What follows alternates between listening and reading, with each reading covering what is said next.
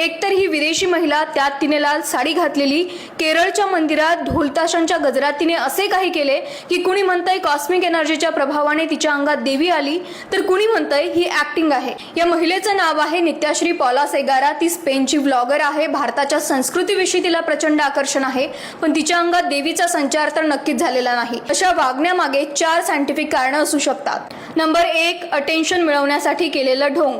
बहुधा देवी बायांच्या अंगात येण्यामागे हेच कारण असतं, कारण त्यांचा आवाज घरात दाबला गेला असतो, त्यांना इग्नोर केलं जातं। तेच देवी अंगात आली म्हटल्यानंतर काही मिनिटांसाठी का होईना त्यांना महत्त्व मिळतं। Number 2, hormones. ढोलताशांचा आवाज, भक्तिमय वातावरण, अगरबत्त्यांचा सुगंध हे सगळं बघून शरीरामध्ये ॲड्रेनलिन हार्मोन रिलीज होतात, त्यामुळे आवाज बदलणे, शरीर थरथरणे, अंगात ताकद येणे हे सामान्य आहे। नंबर 3, मास हिस्टेरिया। एका व्यक्तीच्या अंगात देवी आली म्हटल्यानंतर इतर लोकांच्या अंगात सुद्धा येते, याला कलेक्टिव्ह इमोशनल रिॲक्शन म्हणतात।